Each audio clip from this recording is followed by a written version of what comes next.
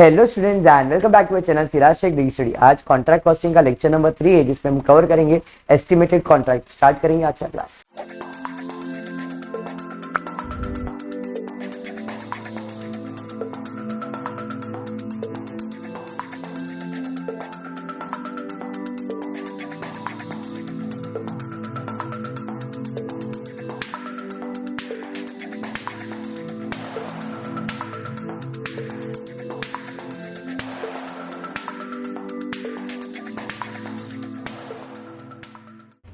चलिए अभी आज जो हम लोग करने वाले एस्टिमेटेड कॉन्ट्रैक्ट। एस्टिमेटेड मतलब अपन एक एस्टिमेशन देंगे कि हमारा काम इतने टाइम में खत्म हो जाएगा। इसके अंदर भी दो टाइप है, एक होता है स्टार्ट से एंड तक पूरा हिसाब दिखाना, और एक होता है कि भाई 1 साल हुआ 2 साल हुआ तो साल भर का हिसाब। 6 महीना पहले था 1 साल में, फिर उसके बाद 12 महीना था, तो वो बोलेगा उस हिसाब से आपको कॉन्ट्रैक्ट कॉस्टिंग करना है। तो क्या बोले समझा नहीं, मैं एक बेसिक बोल रहा हूँ। फॉर एग्जाम्पल मैंने कॉन्ट्रैक्ट लिया है 1 अप्रैल 2019 में, मेरा ईयर एंड है दिसंबर, 31 दिसंबर में साल खत्म हो रहा है, तो मेरा जो कॉन्ट्रैक्ट है वो इतने टाइम के लिए रहेगा फिर। बट मैंने कॉन्ट्रैक्ट चलाया है 2020 तक, तो मेरा नया साल कभी होगा 1/1/2000 में चालू होगा, 1900 उसके बाद 20 में चालू होगा ना।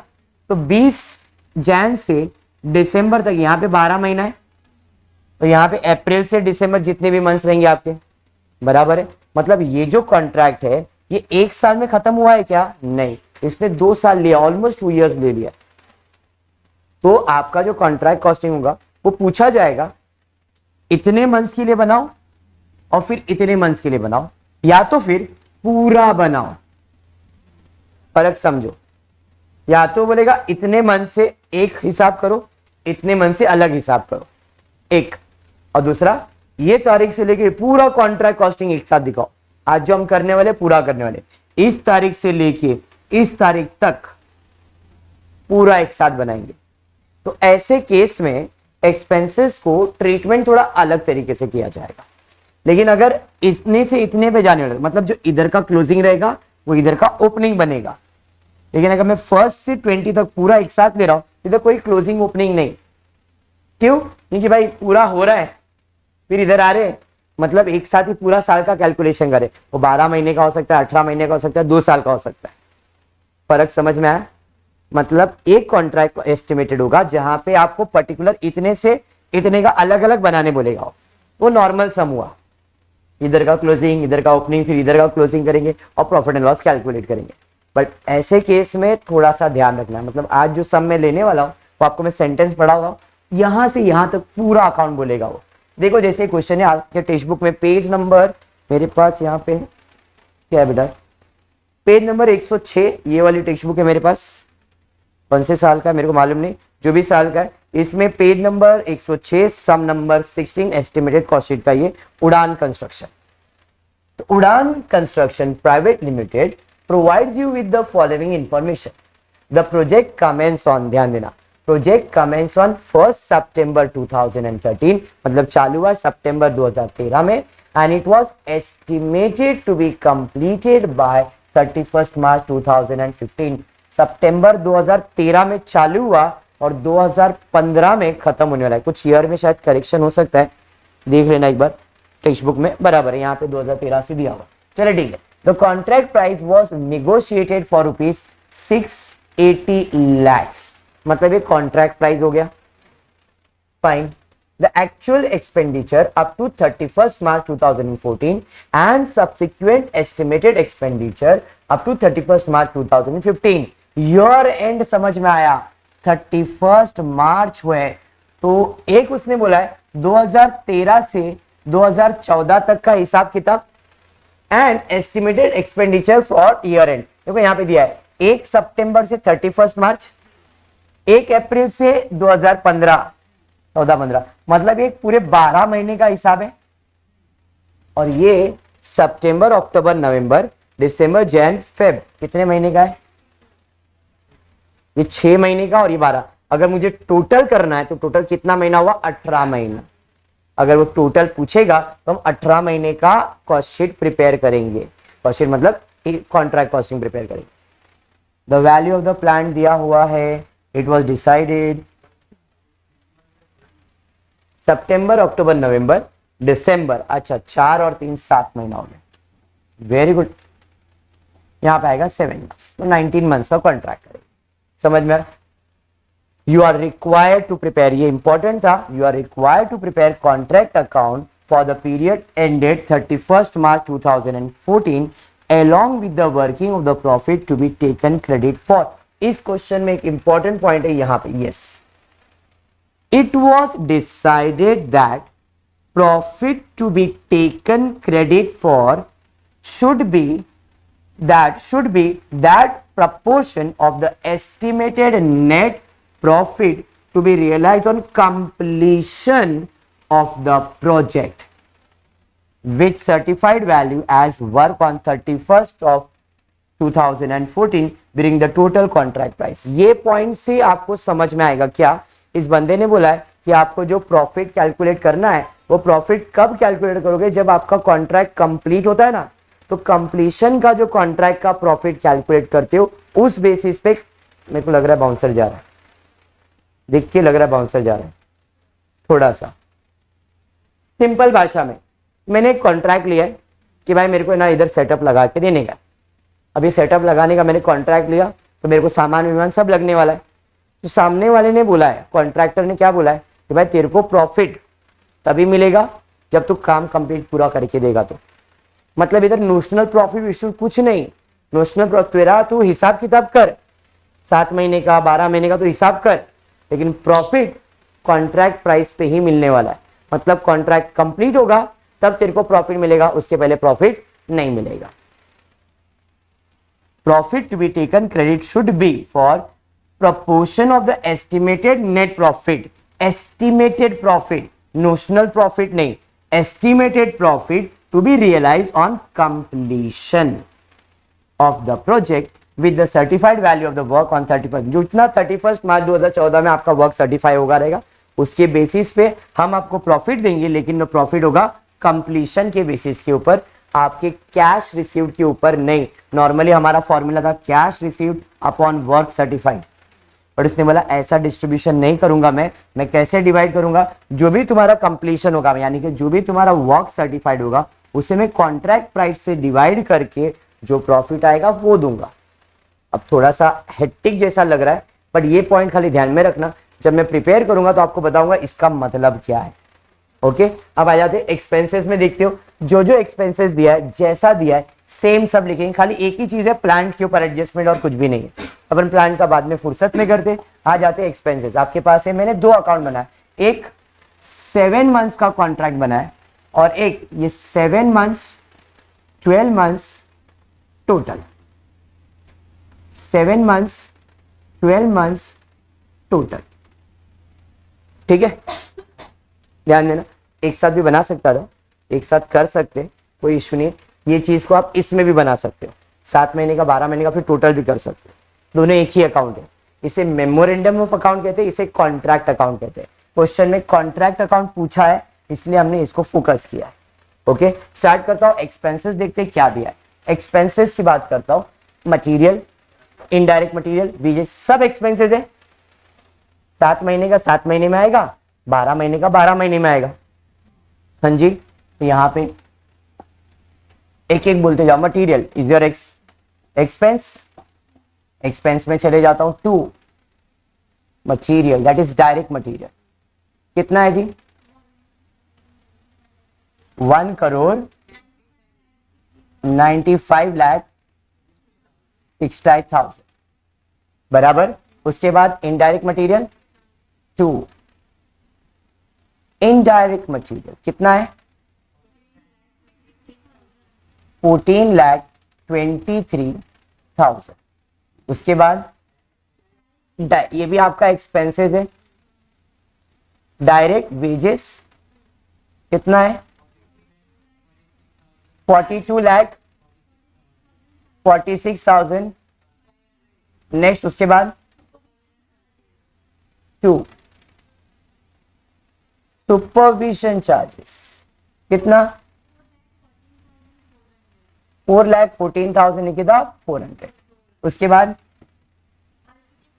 आर्किटेक्ट फीस, ये एक्सपेंसेस है, आर्किटेक्ट फीस 17,000। उसके बाद कंस्ट्रक्शन ओवरहेड्स कितना है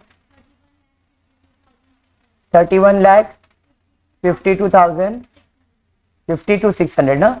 उसके बाद ये भी आपका खर्चा है, टू एडमिन एक्सपेंस कितना है 14,16,000। Next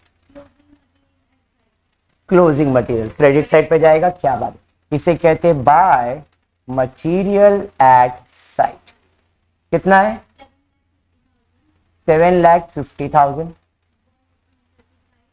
by work uncertified 13,80,000। By work certified 3,50,00,000। उसके अलावा और एक चीज आ जाएगा डेप्रिसिएशन एक्सपेंसेस वगैरह, तो सब हमने कर लिया। अब आते हैं देखते एडजस्टमेंट, ये सब आपने कर लिया, मैंने ये नहीं पोस्ट किया अभी तक, करने का बाकी है, ठीक है। यहां पे आते हैं, the value of the plant and machinery sent to the site was 60 lakhs, whereas the scrap value of the plant of the machinery at the end of the project was 3। end of the project 3 lakh था, चलिए ठीक है। It was decided at the profit, मतलब इतना ही दिया और कुछ दिया नहीं। इसका मतलब ये जो मशीन मैंने खरीदा है स्पेशली इस कॉन्ट्रैक्ट के लिए खरीदा है, तो कॉन्ट्रैक्ट कितने टाइम के लिए चल रहा है 19 मंथ्स। तो अपना डेप्रिसिएशन कैसे कैलकुलेट होगा, depreciation original cost minus scrap value upon years होता है, एस्टिमेटेड लाइफ। ओरिजिनल कॉस्ट था 60 lakhs बराबर है जी, माइनस स्क्रैप वैल्यू था 3 लाख, डिवाइडेड बाय कितने साल की उम्र है इसकी 19 साल की। समझ में आया, जरा डिवाइड करो, माइनस करो और आंसर बताओ। मुझे मिल जाएगा डेप्रिसिएशन पर मंथ 3 लाख रुपए हर महीने का है, तो 7 महीने के लिए 21 और 12 महीने के लिए 36। अभी इधर आ जाएगा, सिर्फ मैं डेप्रिसिएशन लिखूंगा, ओपनिंग क्लोजिंग कल भी मैंने बताया था, कोई नीड नहीं है। यहाँ पे 2 डेप्रिसिएशन 21 lakhs, कैसे सर 3 लाख इंटू 7 मंथ्स का कॉन्ट्रैक्ट था, और कुछ है क्या नहीं। आते हैं क्लोजिंग की तरफ, 3,71,30,000 माइनस 1,95,60,000 अभी बराबर आया, माइनस 14,23,000 अभी अमाउंट बराबर है, minus 42,46,500 minus 4,14,400 minus 8,17,500 minus 31,52,600 minus 14,16,000 minus 21 lakhs, 40 lakhs आता है आंसर। ये लो, आपको नोशनल प्रॉफिट आएगा 40 lakhs। यहां तक क्लियर। टेक्स्ट बुक में प्लांट एट साइट ओपनिंग दिया है, वन एंड सेम आपके सामने आंसर है। आप ओपनिंग और क्लोजिंग लिखो तो भी चलेगा, या सीधा डेप्रिसिएशन दिखाओ तो भी चलेगा। समझ में आया क्या। आप देखो, अगर मैं इधर 60 lakhs का प्लांट दिखा रहा हूं तो उधर टेक्स्ट बुक में 60 lakhs का प्लांट दिखा रहेगा, और इधर क्लोजिंग उसका दिखा रहेगा। 60 में से 21 माइनस कर दो, तो 60 में से 21 माइनस करके जो भी आंसर रहेगा वो उधर दिखाएंगे लोग, 38 39 जो भी आएगा। बात समझ में आया क्या। तो वो ऐसा है, मैंने पहले बताया था, आप ओपनिंग क्लोजिंग दिखाओ या डेप्रिसिएशन दिखाओ। अब जो ट्विस्ट है वो ये है, यहां से आएगा by notional profit 40 lakhs। Normal sum होता तो हम क्या करते, वर्क सर्टिफाइड कितना है फिर कैश रिसीव कितना, उसके हिसाब से कैलकुलेशन करते। बट इस क्वेश्चन में जो प्रॉफिट डिस्ट्रीब्यूट करना है प्रॉफिट एंड लॉस में और टू WIP में, उसके ऊपर ट्विस्ट है कि इधर जो भी प्रॉफिट आने वाला है वो वर्क कंप्लीशन के बाद आने वाला है। वर्क कंप्लीशन वाला पूरा कॉन्ट्रैक्ट खत्म होने के बाद, मतलब यहां पे ऐसा कैरी फॉरवर्ड नहीं करना है। यहां पे क्या करना है, पूरा काम खत्म करो तो प्रॉफिट मिलेगा। समझ में आ रहा है। अगर ये नहीं बोला रहता तो हम नॉर्मल वर्क सर्टिफाइड कितना, कैश कितना मिला, ये कैलकुलेट, उसे कैश मांगते हैं ना, उसने क्या वाला, काम करने के बाद पैसा मिलने वाला है, प्रॉफिट तभी मिलने वाला है। इसका मतलब हमको कंबाइन करना है पहले का हिसाब और अभी का हिसाब, फिर हमको जो भी आंसर आएगा, प्रॉफिट आएगा, उस प्रॉफिट के रेशियो में इसको डिवाइड करना पड़ेगा। प्रॉफिट के रेशियो में कैसे, तो बता दो, क्योंकि कंप्लीट होगा तो जो बचेगा वो प्रॉफिट है ना, और वो हमारा एस्टिमेटेड प्रॉफिट है, उसके बेसिस पे इस प्रॉफिट को डिवाइड करना है। ओके, तो अब मैं पूरा सब चीज नहीं लिख रहा हूं, खाली अमाउंट्स को ऐड करके बता रहा हूं। जैसे यहां पे 2 मटेरियल है, कितना है, 1,95,60,000, 60 है ना, 56 है, 56, 1,95 लाख 50, इधर ही लिखा है ना, 60,000, यहां पे लिख देता हूं मैं 1,95,60,000, और इधर का 12 महीने का दिया है आपको, देखो टेक्स्ट बुक में कितना दिया है, देखो 1,27,40,000 दिया ना, तो ये चीज इधर लिखना 1,27,40,000। कैलकुलेटर ले लो, ऐड करके टोटल डाल दो, इधर ऐड करो, टोटल कर दो, 3,23,00,000। और ये समझा, आपको क्या करना है समझ में आया, आपको एक्सपेंसेस ऐड करने, क्यों करने हैं सर, क्योंकि इसने बोला है प्रॉफिट जो आएगा उसके रेशियो में इसको डिवाइड करना है, इसलिए। अगर ऐसा नहीं बोला रहता, इस साल का जो क्लोजिंग है वो आने वाले साल का ओपनिंग बनता, फिर क्लोज करते, फिर उसका प्रॉफिट और फिर एस्टिमेटेड प्रॉफिट के बेसिस पे सॉल्व करते। इधर वैसा नहीं हो रहा है, इधर सीधा हिस्सा बोल रहा है, प्रॉफिट एट द एंड, पैसा बीच में मिलने वाला नहीं है। फर्क समझा क्या हर्ष? हर्ष आगे, उसके बाद क्या दिया है, 14,23,000 ही खाली, ठीक, और इधर 11,77,000, 26 लाख, समझ में पक्का ना? ओके, फिर नेक्स्ट है डायरेक्ट वेजेस, 42 लाख 46,500, और इधर 41 लाख 33,500, ऐड करके 83 लाख 80,000 बराबर है। उसके बाद क्या है जी, सुपरविजन 4,14,400, इधर 5,55,600, टोटल 9,70,000। उसके बाद आर्किटेक्ट फीस कितना दबाए, 8,17,500, यहाँ पे 12,82,000, 21 लाख। कंस्ट्रक्शन ओवरहेड बताइए, 31,52,600, इधर 21,47,400, एक मिनट, 47,400, 53 लाख, परफेक्ट, टोटल कर दिया। चलिए ठीक है, बढ़ेंगे आगे। उसके बाद क्या है, एडमिन ओवरहेड्स कितना दिया है, 14,16,000, और 24,34,000, टोटल 38,15,50,000। Next done. अब बच गया डेप्रिसिएशन। डेप्रिसिएशन इधर आया था 21 लाख, और इधर हमने कैलकुलेट किया 12 महीने के लिए कितना है, तो 3 लाख पर मंथ है, 12 महीने के लिए कितना, 36 हो जाएगा। अरे हाँ, तो यहाँ पे डेप्रिसिएशन आ जाएगा 36 लाख। टोटल प्लस करो, यहाँ पे आपको आ जाएगा 57 लाख। अरे ये समझा? तो पूरे कॉन्ट्रैक्ट में हर्ष हमने इतना एक्सपेंसेस किया है, इतना खर्चा करके कॉन्ट्रैक्ट कंप्लीट होगा तो अपने को क्या रिसीव होगा, सर्टिफाइड अनसर्टिफाइड कुछ भी बचेगा क्या, मटेरियल बचेगा क्या? नहीं, मतलब there will be no closing, only there will be only one thing, by contract price. कितना कॉन्ट्रैक्ट प्राइस देने वाला बंदा? तो देखो कॉन्ट्रैक्ट प्राइस कितना डिसाइड हुआ है, 680 लैक्स। तो यहां पे आ जाएगा 680 लैक्स। समझ में आया? अब भाई मैंने, तुमने बोला था कॉन्ट्रैक्ट खत्म करो, हमने 12 महीना प्लस 7 19 महीने में कॉन्ट्रैक्ट खत्म किया, हमने इतना खर्चा किया, तुमने इतना प्रॉमिस किया, तो अब हमको बताओ हमारा प्रॉफिट कितना आने वाला है। तो यहाँ पे 680 लैक्स, 680 लैक्स 680 लैक्स माइनस करना सारे एक्सपेंसेस और बताओ प्रॉफिट कितना आ रहा है।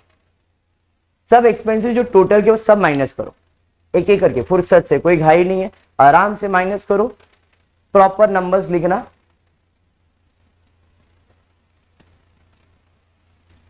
To estimated profit 6 crore 680 lakhs है ना, 680 और लैक्स मतलब 5 माइनस करता हूं मैं। पहला है 3 crore 23 lakhs minus 26 lakhs minus 83 lakh 80,000 minus 9 lakh 70,000 बराबर minus 21 lakhs minus 53 lakhs minus 38 lakh 50,000 minus 57 lakhs. तो टोटल आता है 68 लैक्स। ये लीजिए माइनस करके जो आंसर आया ये आया 68 लैक्स। अब प्रॉफिट ये नहीं लिया जाएगा, प्रॉफिट ये लिया जाएगा। नॉर्मल अगर कैरी फॉरवर्ड वाला सम होता तो कैरी फॉरवर्ड में हम वर्क सर्टिफाइड कैश रिसीव करते, इसको डिवाइड करते और फिर इधर का क्लोजिंग, तो नेक्स्ट ईयर का वो ओपनिंग होता और वो सॉल्व करते। आपको सम है वो एक करवाऊंगा मैं, टेंशन नहीं है। तो ये समझ में आया? ये ऐसा क्यों किया आदित्य मैंने? क्योंकि उसमें स्पेसिफाई किया कि आपका जो प्रॉफिट है वो एस्टिमेटेड कॉन्ट्रैक्ट खत्म होने के बाद, तो कॉन्ट्रैक्ट खत्म होने में इतना खर्चा होने वाला है, तो इतना खर्चे में मुझे प्रॉफिट इतना होने वाला है, तो इस प्रॉफिट के बेसिस पे इसको डिवाइड करना है। यहाँ पे 1/3 2/3 का कंसेप्ट नहीं दिया उसने ये बोला कि कॉन्ट्रैक्ट खत्म करो, जो भी प्रॉफिट आएगा उस प्रॉफिट की रेशियो में इसे डिवाइड करना। समझ में आया? This was the important point of this sum. अब इसके बेसिस पे कैसे करेंगे जरा ध्यान देना। तो अब प्रॉफिट डिवाइड करना है, बराबर है। प्रॉफिट मुझे आया कितना था? 68 लैक्स इनटू, उसने बोला था जितना वर्क सर्टिफाइड होगा मार्च में उसको हम कॉन्ट्रैक्ट प्राइस से कंपेयर करेंगे और आपको प्रॉफिट देंगे। तो मार्च में हमारा वर्क कितना सर्टिफाइड हुआ था? तो वर्क सर्टिफाइड कितना था? 3 करोड़ 50 लैक्स, बराबर है। तो यहां पे आएगा 3 करोड़ 50 लैक्स वर्क सर्टिफाइड हुआ मेरा, बराबर है। अपॉन कॉन्ट्रैक्ट प्राइस कितना था? 680 है नहीं, बराबर।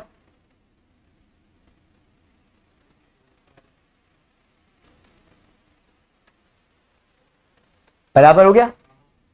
तो 35 लाख तुम्हारा इस साल का प्रॉफिट एंड लॉस है। मतलब 40 में से प्रॉफिट एंड लॉस में कितना जाएगा? 35 लैक्स। अरे समझा? और जनरल रिजर्व में कितना जाएगा? 5 लाख। टोटल 40 लाख।